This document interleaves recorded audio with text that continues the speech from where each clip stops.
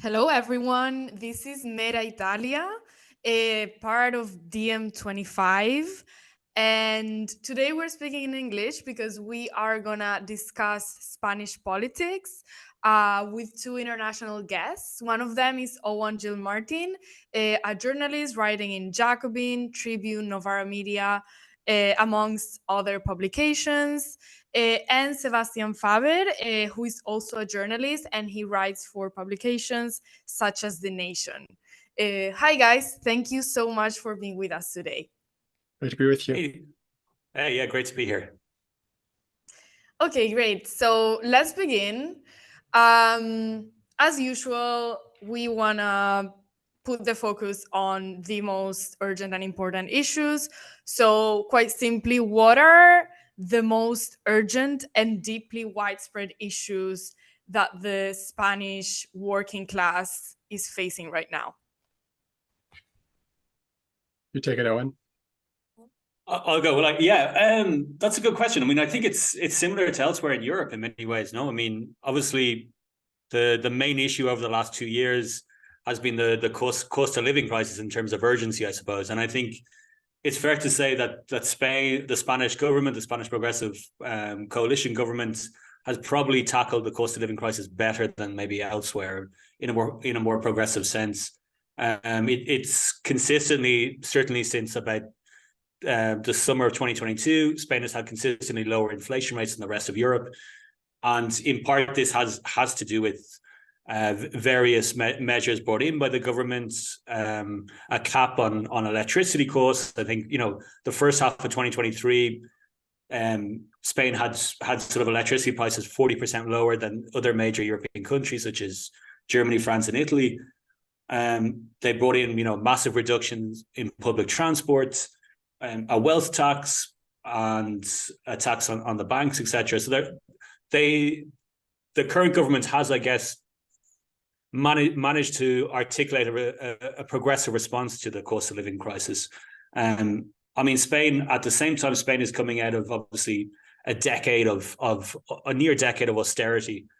And so, yeah, I mean, lagging wages are another major issue. And I think that, the government have increased minimum wage by 40% in the last 4 or 5 years. At the same time, there are wider structural issues around housing, around, just consistent, I guess, precarious labor, etc., which much more needs to be done around. But yeah, I think Spain is similar to certainly most other countries in the south of Europe in that sense. And I think probably the fact that the current government managed to win re-election, only this week, they've just got the backing of the parliament. I mean, part of that suggests the fact that, everybody said the right were going to get in. All the polls said it in the summer. And one of the reasons they didn't was sort of fear of the right, a sort of anti-fascism. But it wasn't an empty anti-fascism. At the same time, they could point to these bread and butter material improvements and say, look, this is all at risk in these elections. It's not just fear of the right, fear of, liberal regression, etc. It is also, we are, to a certain extent, delivering bread and butter material advances. Yeah, I would add to exactly what Eoghan said. I think the challenges have been inflation, especially around housing prices and energy prices. Around energy prices, which were crazily, which started with a crazy scheme where they were tied to each other in a way that basically made, especially electricity, it made it very easy for electricity to go up very quickly, a lot. And the Portuguese and Spanish governments managed to strike a deal with Brussels to intervene in that, and that made it so that, as Eoghan said, soon enough, compared to the rest of Europe in the Ukraine crisis and the gas shortage, the Spanish prices were much more stable than other European countries. In housing, I think the government has not been as effective as they could be. And the other point I would say is healthcare. And I think I want to take advantage of that to sketch a little bit for your listeners what the margin of operation is of a central government in Spain. So the central government in Madrid is limited above it by Brussels, right? The Brussels that comes down with, as we know, with spending rules and with deficit minima and things like that. But below that, it's limited by the autonomous regions, which have competencies that have been devolved to them by the Spanish Constitution and in later developments. So that in a question like housing, the central government butts heads sometimes with regional governments. And healthcare, the same thing. So that, for example, the situation with primary healthcare in the public healthcare system in the region of Madrid, which has been controlled by the conservative Partido Popular for a long time, is quite dire. So that it's important to realize that the government of Madrid at the top and the bottom is sort of boxed in some of it's what it can do. At the same time, that alongside it, it's boxed in on the one hand by the judiciary. So around housing too, for example, laws pertaining to mortgages and how people are affected by mortgages have, like, attempts to improve that for regular people have been blocked by the Supreme Court in Spain. So the judiciary is a huge stumbling block, a huge obstacle for some of these more progressive measures. On the other hand, corporate elites, so to say the la patronal, right, the association of large businesses, or the largest corporations in Spain, including transnational operations, who don't have the formal power that these courts have, clearly, but they do have lobbying power and pressure power. So what we've seen, as Owen is explaining, as the current progressive coalition, which just got renewed, is making these complicated decisions where the centrist Socialist Party tends to hew more closely to the center, and its left coalition partner, Unidas Podemos, currently Sumar, is pulling it to the left. The corporate power does manage to set limits to what the government dares to do. So between boxed in those four sides of Europe, the autonomous regions, the courts, and then the corporate power, that is really where the pressure happens. And the big question is what's going to happen the next 4 years with this new government, because it does rely for parliamentary votes on a number of center-right or far-right regional parties like the Nationalist Basque Party and Together for Catalunya, Junts per Catalunya. And that will also put a break or put kind of limits on what is possible in terms of progressive politics for the working class. I would add, I guess, I would agree. I mean, I guess the other actor in here would be the trade unions, the unions. And I think they've come to play an important role over the last 4 years. And the last 4 years has seen Spain have the first left-leaning, broad left coalition since the 1930s. And I guess one of the sort of reformist engines of this coalition has been the Labour Ministry, led by Yolanda Díaz, a Communist Party member, Labour lawyer, with very close links to the trade union movement. And I think after a decade of austerity in which, you had a real regression around workers' rights, there was scope in this area. But I think as Sebastian has outlined, you had all these sort of counter pressures.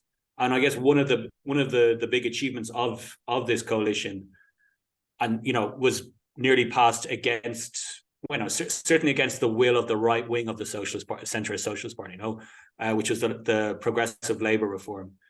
And in a sense, many of the most progressive measures that this government have pushed through have come about in part through an alliance of the smaller coalition partner Unidas Podemos and the unions. The unions have been a key governing partner, giving the left a certain degree of leverage, I think, at cabinet. Not in a lot of areas, but in questions to do with workers' rights, certainly, and tackling the cost of living crisis. And I think the Labour reform has been a success. It's by far not a revolutionary measure, but it's one of the few examples, I guess, of a reform of workers' rights that moves in a progressive direction. Now, after 30 years of downward pressure, in which Spain had, I think, the highest number within Europe, one of the highest numbers of temporary contracts in the labor market. No, I think it was close to 30% of all labor contracts were temporary part-time or temporary contracts, and that's been reduced by more than half. More than 3 million workers have got now got permanent contracts. On top of that, things like the 40% increase in minimum wage has given the sort of bottom 20-25% of the workforce in Spain a greater sense of stability. And their support for the coalition in July's election, I think, was key. There was a well publicized graph which showed the sort of class makeup of the electoral coalitions, and there are a lot of variables, gender, geography, etc. But one of the clearest was class. And in class, among the bottom 20% of income earners backed above all the Socialist Party and the coalition parties. And I think that is an important. I guess it shows maybe the working class at least feels that their interests are being somewhat served by the current administration. Yeah. And, we've discussed a little bit what has been done by this coalition government. And looking at the future, do you guys think they have focused on these issues and they will continue to, attend to them, focus on them? What is to be expected? Should they focus more on a number of issues? And also, have you seen them focus on them in their campaigns for the general election? And do you think that's going to be reflected in basically in the new government? Well, okay, I'll go with the last part, maybe, actually, the question of the campaigns, because I think this is interesting. And it's interesting in the sense that I think, as I said, one of the reformist engines of this government has been the Labour Ministry of Yolanda Díaz. Her record as a left-wing minister, I don't think has many parallels around Europe. But I'm less convinced. I was less convinced with her actual election campaign in the end. I think they managed to turn it around in the last week, but the socialist electoral campaign was more effective. And look, they're the governing partner. It's easier for them, but it was more focused on very concrete things, what we've achieved, what we can do. Whereas Sumar, having been one of the key, or the left having one of the key promoters of these basic reforms, talked less about them and about quite abstract proposals, which were ambitious and which were quite interesting. So they talked about, for example, the idea of a universal inheritance for young people, reducing the work week quite radically to a 4-day work week. But they had to spend so much time trying to explain what a universal inheritance was. In a 4-week campaign, their own internal voting showed that their electorate didn't understand these measures and didn't support them. The majority of their own voters didn't understand them and didn't. So there was, I think, a disconnect between the good work they did in government and a slightly unfocused campaign, which in part reflects the fact that these elections, which were called last May and happened in July, came as a surprise. They weren't prepared for elections. And so, we're talking, we'll probably talk about this more as we go on, but like Sumar is a new formation. It didn't exist a year ago, or and it hardly exists even by the time of the elections. There's you're talking a small group of professional politicians. It's not even a party yet, so it's very, very difficult for them in that sense. But I had issues with their campaign in that sense. They turned it around in the last week by going on the attack against the right, and above all in the leaders' debate. But their focus on quite abstract issues, and it is always the problem for the left. How do we carve out our own space? How do we how do we try and talk to people when, particularly as a junior partner, when you have, you know, the major centre left party sort of claiming the achievements of the government as their own? How do you carve out your own space in a rushed election campaign?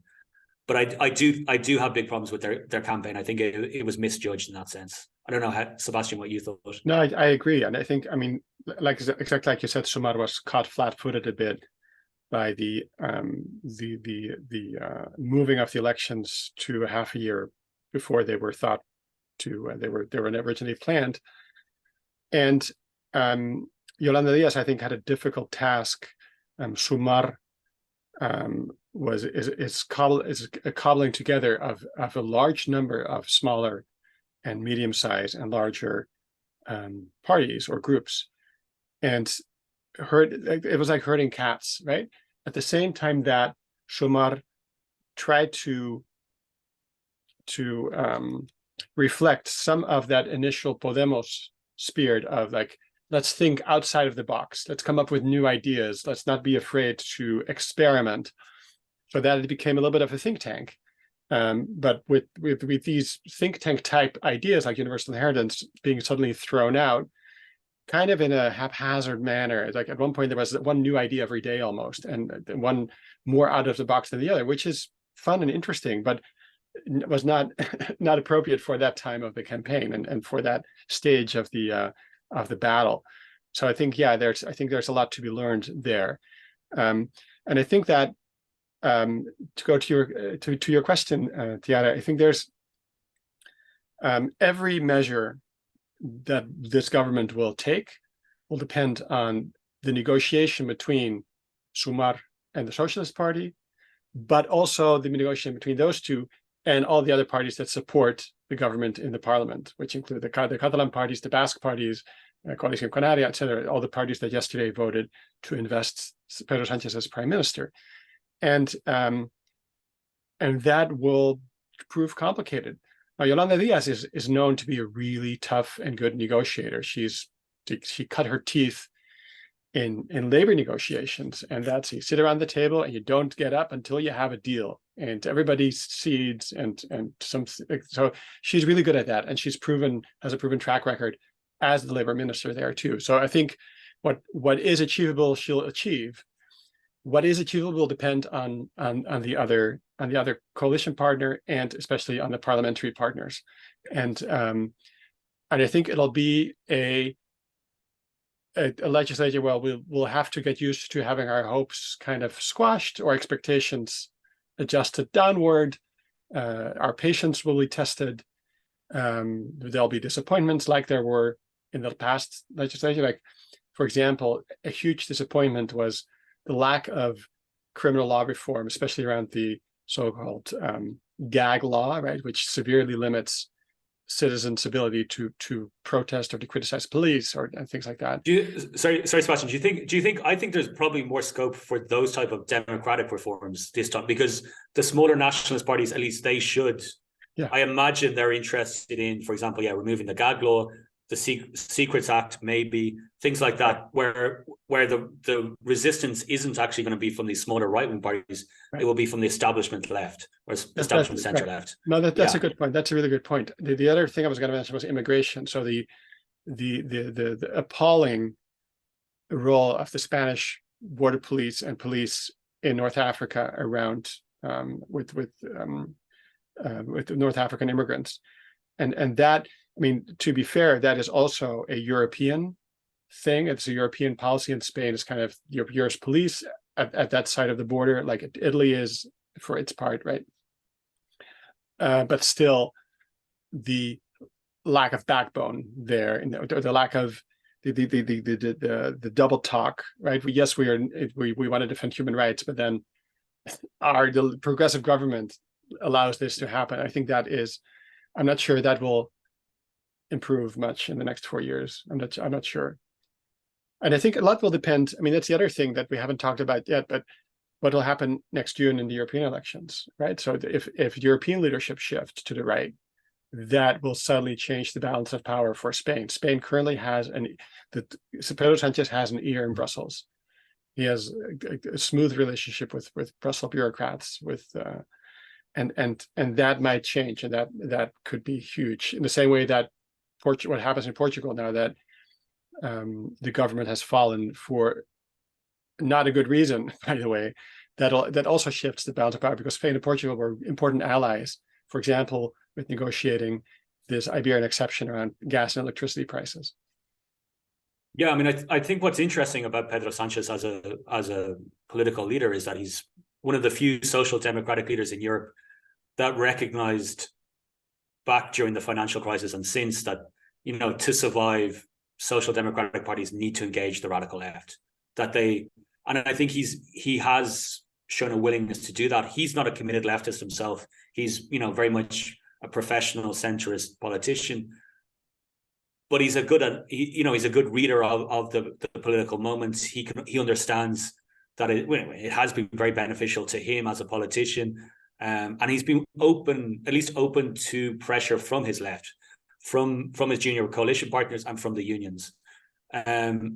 But as Sebastiaan said, for example, around migration, the record of the coalition has been pretty awful. It's something I'm researching at the moment, and you know, you can see he's equally open to pressure from the right on those type of things, from a more regressive European standpoint. You know, for example, still the Spanish-French border is quite heavily policed. So, you know, you have migrants dying on trying to swim across the river between Vitoria and in the Spanish Basque country, you know, to get across into France. People are dying trying to swim across because you have police guarding that border. You know, what's happening in the Canaries at the moment, you know, is pretty disastrous as well.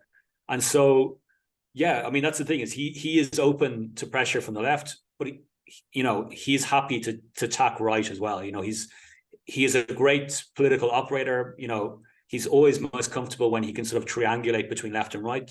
But, you know, I wouldn't have a huge amount of faith in terms of his, you know, progressive principles and such. Yeah, it's probably more about how far can he be influenced, right? So moving on beyond Sumar, I mean, let's also talk about Sumar in this respect, but moving on beyond it, and, you know, looking also at unions, movements, etc. So politics in general, not just institutional politics. What are the most important lessons other European left parties, and again, other types of organizations, can learn from the Spanish case at large? Like Owen's point, I was just going to underscore your point that for social democratic parties to survive, they do well by allying themselves with parties to their left, I think is an important lesson to learn. Because if you look at the fate of the labor parties in Europe, in Holland, which is where I'm from, the Labour Party, the PVDA, literally fused with the Green Left from that same kind of learning the Spanish lesson in a way. So I think that's an important lesson if you compare that to the fate of the Socialist Party in France, for example, which is like non-existent almost at this point. And so I think that's a really important lesson in terms of mobilization. I don't know if there are lessons to be learned. I mean, the elections in July showed that the threat of a government of the center-right with the far-right is strong enough for the left electorate, even if it's slightly disenchanted, to be mobilized and go out and vote. But I'm not sure if that's applicable in other European countries, because from what I can see, the relative legitimacy of the far right in different countries is really shifting at this point. Like in Italy, we see Italy, right? And then Germany, the AfD is still currently being cordon sanitaire, kind of, but who knows how long that'll last. In Scandinavia, we've seen like the far right influencing policy directly. So it's difficult to see lessons there in terms of mobilization. I'm not sure what you think, Owen. Yeah, I mean, I think one of the keys to the left's, very narrow victory was really like, it's an inconclusive electoral result, but I guess avoiding a right-wing majority was a certain sector of the, in the center who maybe would have voted for the old liberal rightist party, Ciudadanos, in the end, not quite wanting to take the risk with Vox. And I think that was, there was various keys, but that was one of the keys.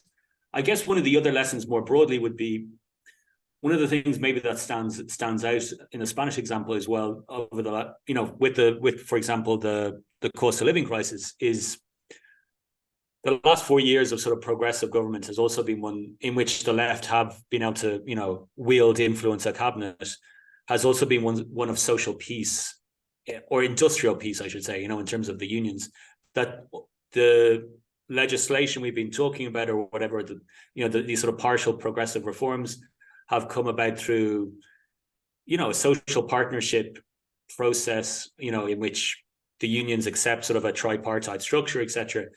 And one of the differences, maybe when you look at sort of the new wave of sort of unionism or, labor struggles in the United States, for example, or in the UK, and I think elsewhere as well, is that you have in those countries, maybe you've had certain strike waves, for example, in the public sector in the UK, in the US, you can see it, I think in various sectors. We haven't seen a new wave of labor struggles really in Spain.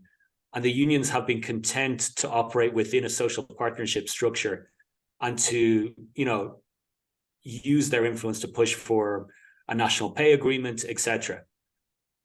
There are, as we've been saying, there are also obviously limits to that. They have been able to extract concessions, but yeah, for example, around housing or a lot of other things, this government has been far from transformative. And so there is always, that tension. At what point or how far can we get with this sort of social partnership structure in which the unions are basically a governing partner? And, certainly over the last year, with elections on the horizon, they haven't wanted to rock the boat too much, create certain tensions. Can they, going forward, find a sort of strategy in which they can combine, actual workplace struggle with influence with the current administration? I think that's one of the big challenges going forward for the Spanish labor movement. This is still a low pay economy. In his speech, in his investiture speech the other day, Sanchez said, the last time the right was in government, it was legal to pay a full-time worker €700 a month. That was the minimum wage. It's now over 1,000, and that's a big jump, but it's still only €1,000, which is, living on €1,000 in Spain is not, is far from easy. So yeah, I think there are issues around the governing arrangement. It's certainly not ideal. When we said that Sanchez, for example, is open to pressure from his left, he's, etc. He is certainly now, but when we think back to 2015, 2014, when you had the sort of anti-austerity protests and you had the emergence of the new left around Podemos, there was a sense of an actual challenge to the hegemony of the center left. That's gone. And so, yeah, just as Sanchez is now willing to negotiate a historic amnesty law for the Catalan independence movement, he's negotiated from a position of strength in which the Catalan independence movement is no longer poses a systematic challenge to the constitutional structures of Spain. Like before, in 2017, you could have a certain challenge of the constitutional order from the Catalan independence movement. It's lost momentum. It's lost, ability to mobilize millions of people on the streets of Barcelona, etc. So I think there are issues around that. It is what we're seeing here is probably the most progressive government in Europe. We're going to talk about Gaza. The position on Spain is probably the most progressive on Gaza, etc. But this is all taking place within a very much an institutionalized social partner structure dominated by the center left. I add one thought to the really good things that Owen is saying, which is something that I think we end up thinking about a lot, that has to do with messaging and leadership. I think around the 15M movement in 2011 and then 2014 when Podemos came on board, and then the 2015 municipal elections where Ada Colau won Barcelona and Carmena won Madrid, and Podemos allied mayor candidates won Valencia and Santiago de Compostela and Cádiz. It appeared that the left of the PSOE, the left of the Socialist Party, was able to really, literally, like, effectively reframe the political discourse, like shift the discourse, redefine the frame, and have really talented leaders.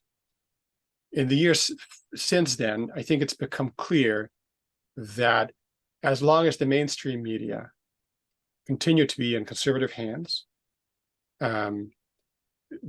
that the battle is so tough, the political battle of those candidates, however talented they are, that they need to be even more talented to be successful. I think Owen was pointing out that Pedro Sanchez is such a skillful politician.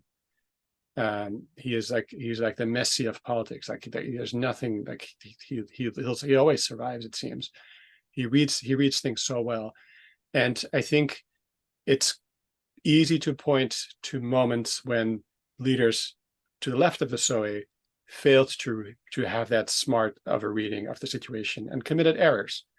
It's very easy to critique from the sidelines. I really want to avoid that kind of like, they should have done better, but it just shows the height, the size of the challenge for people like Ada Colau, like Pablo Iglesias, like Yolanda Díaz, like Íñigo Errejón, like Mónica Garcia, who have such a huge task in front of them. They have to deal with complicated backroom fights in their own constituencies all the time. And they are constantly have to be in the public eye and make decisions. And it's proven so difficult, right? And they have to, this learning curve has been so steep. So in terms of recruitment of leaders, selection of leaders, who gets to rise to the top, who becomes the spokesperson, that has been a huge challenge, in part because the media landscape is so skewed and so dominated by established media that have no trouble whatsoever promoting fake news when it's in their political interest. So that has been a lesson, like how tough it is to have good leaders like that. Yeah, no, I would definitely agree with that. I think, this generation, that generation you've talked about it, Iglesias, Ada Colau, etc., came up with the 15M, the Indignados movement, a similar trajectory to the Occupy movement, for example, Occupy Bernie in the States, or with Corbyn in the UK. And it is true that, you had I guess, unlike Bernie and unlike Corbyn, you had a generation of young leaders in their 30s.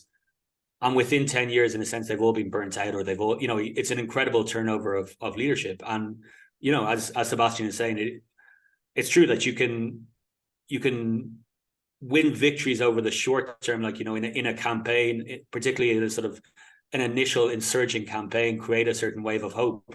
But then you're in a sort of war of attrition with the media, and slowly, fake news, manufactured scandals, slowly chips away at your reputation. And I guess when you don't have solid structures behind you, a mass party, etc., and friendly media, it's very hard to survive.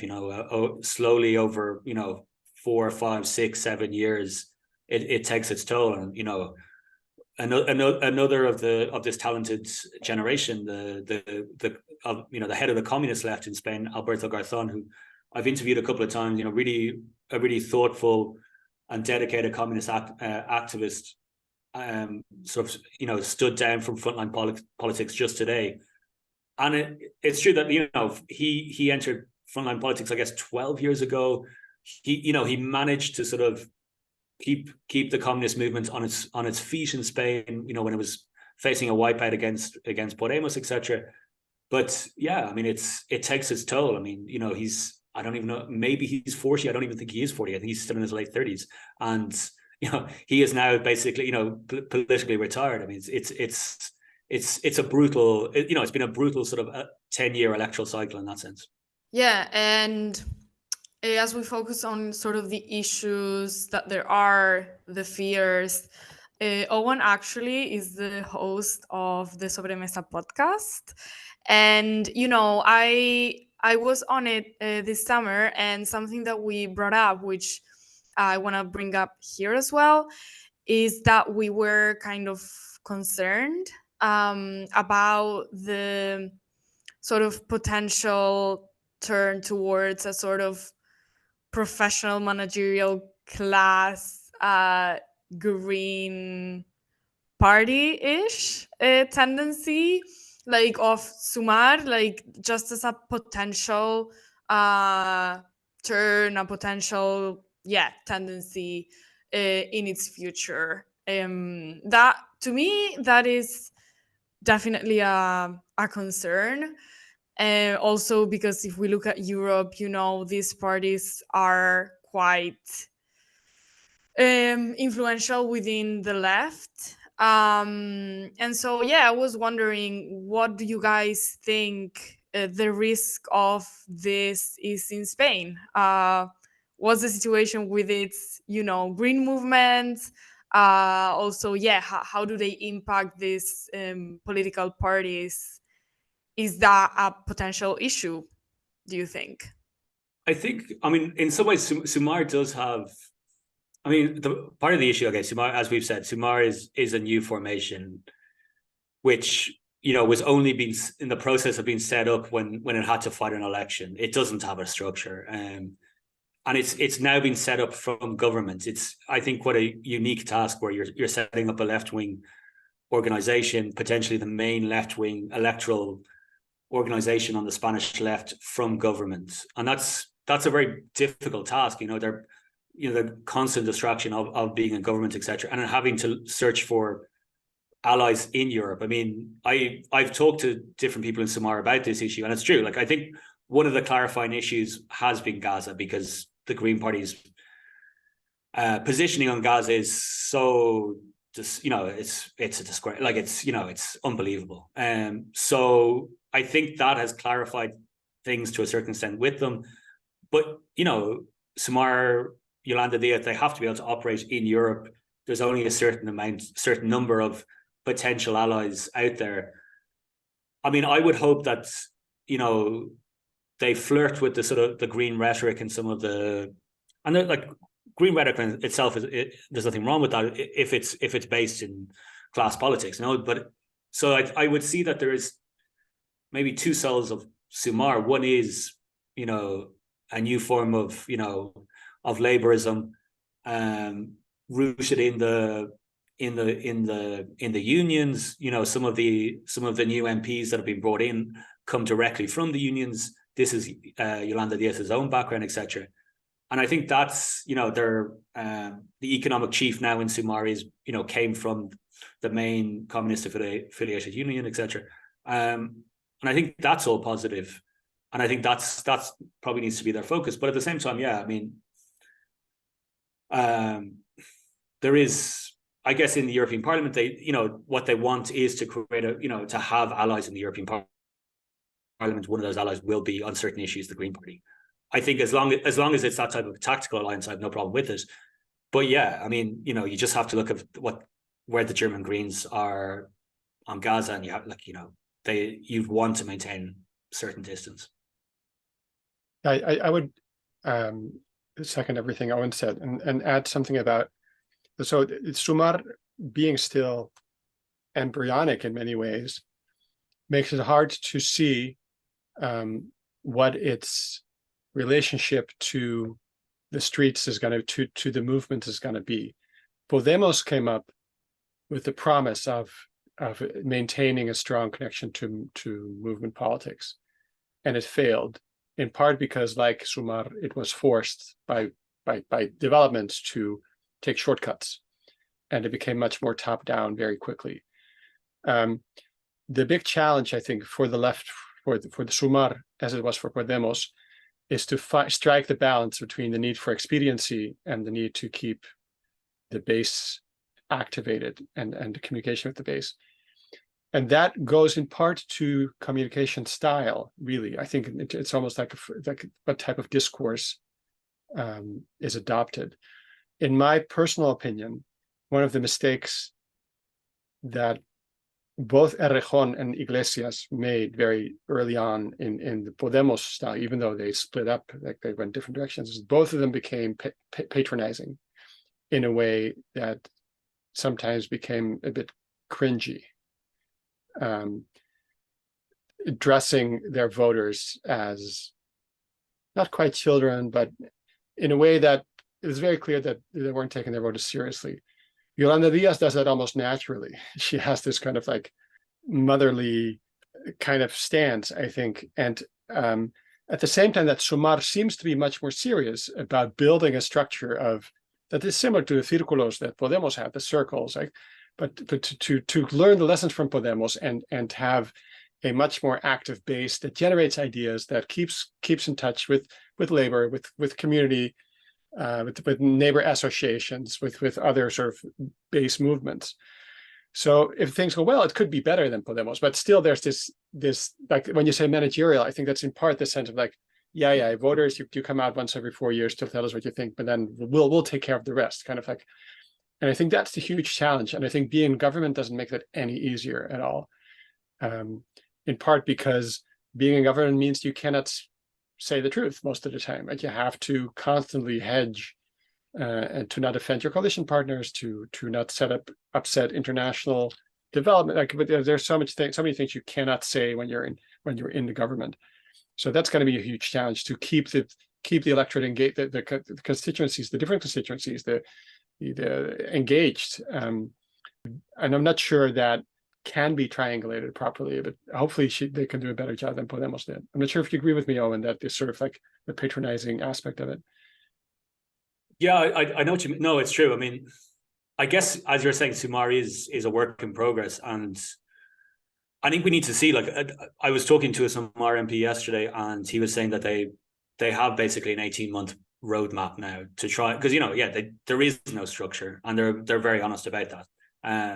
So they want to try and the first 12 months is going to be a focus on building, I guess, sort of our extra parliamentary structures and an actual party as such, because Sumar is two things. It's potentially a party, and then it's also going to be the sort of the focus of a wider sort of umbrella group or wider sort of alliance. And so the initial focus will be on building it up as a party structure, and then the wider sort of alliance with about 10 other, whatever it is, like 10 other left-wing parties and organizations.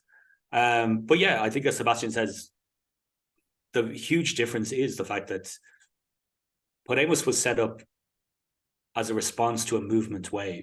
And so you had this organic link with these movements, with, a whole sensibility and common sense. And that's just not there with Sumar. Like Sumar, and that's not necessarily their fault. We've had a sort of 5-year, 6-year, slowly, sort of demobilization of the street. A whole generation of activists started having children, becoming less involved in, they didn't have as many hours to dedicate to politics. For example, a lot of the movement's leaders then made the jump to institutional politics that, it became their profession, their jobs, etc. And so you're setting up a new party while you're in government, and at a moment in which there isn't much activity. There is no, Podemos could define itself around certain struggles which were very active in that moment. And there was a whole language, there was a whole identity around it. There was already chants, there was already, symbols, music, etc. I mean, one of the things when you go to any of the Sumar, their electoral rallies back in the summer, was that they don't have any of that. They don't have, and because it's they're not responding to anything outside of the institutions in this moment. And that reflects, that's not necessarily their fault. It reflects the moment we're in. And the Spanish left have endured better than movements elsewhere. Look what's happened to, Syriza in Greece. I mean, there, as far as I can see, there is no Italian left. And then, of Corbynism has been just purged from the Labour Party, and unfortunately Bernie Sanders is ending his political career by endorsing genocide. Well, I mean, not endorsing genocide, but not exactly taking a strong stand against it, we'll say.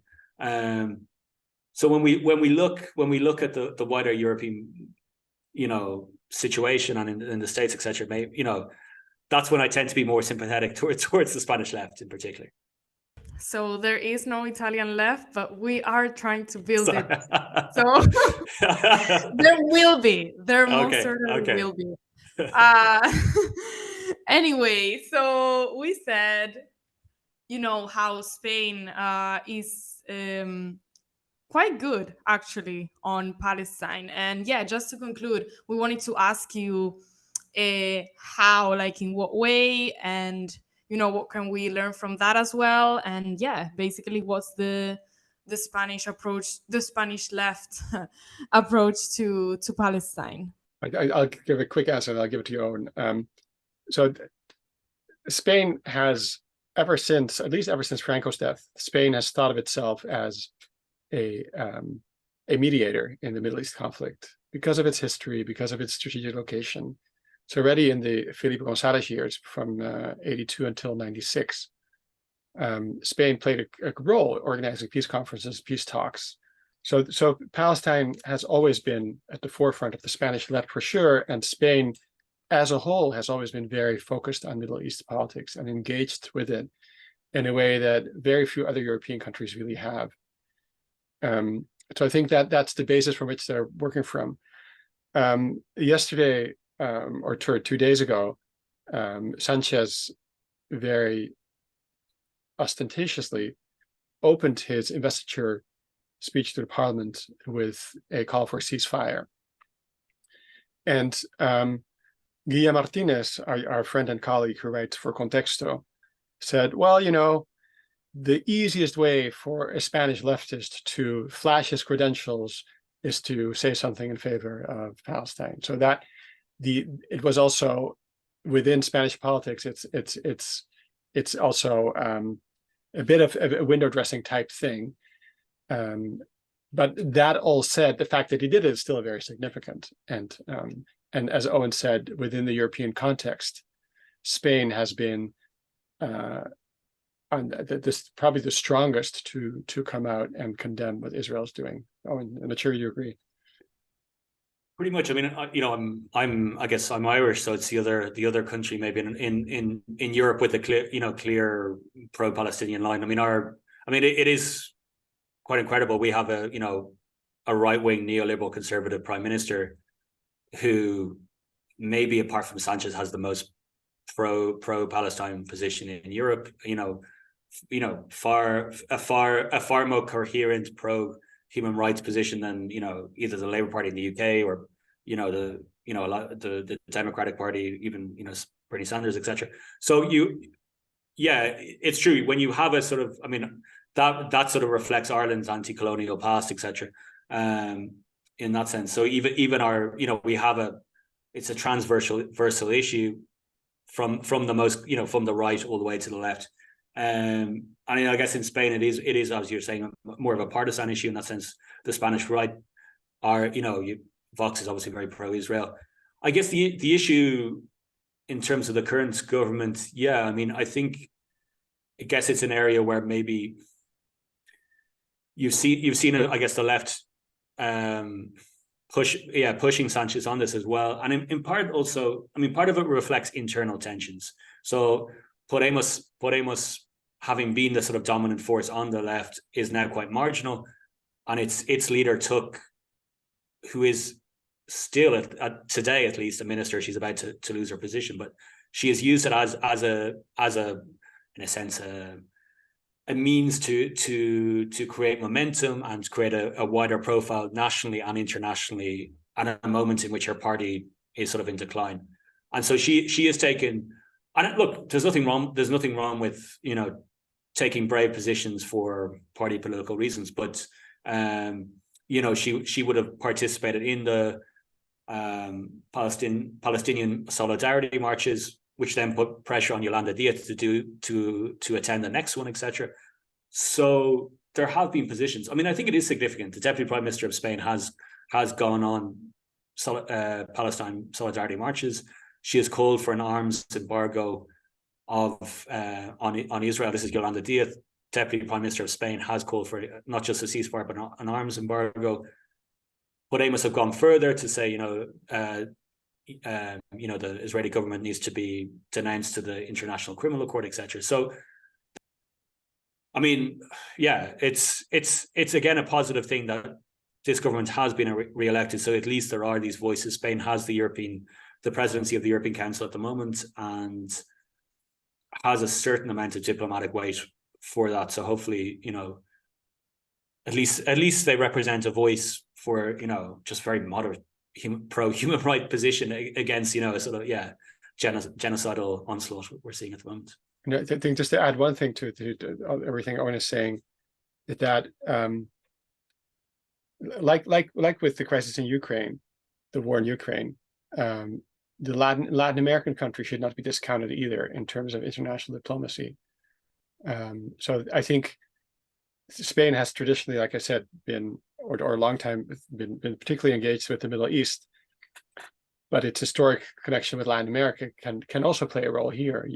I think that's, if the Spanish progressive government is aligned with progressive governments in Latin America, that builds weight internationally, I would say, at the UN level, for example. To see what happens in Argentina this weekend, but so how those chips fall, but that could be important to think about in the future. Yeah, absolutely. And this was our last question. Thank you guys so much for being here and for, telling us about the Spanish situation. I think it's extremely useful for every, European country, especially other, Southern European countries, to look at the Spanish case, learn from it.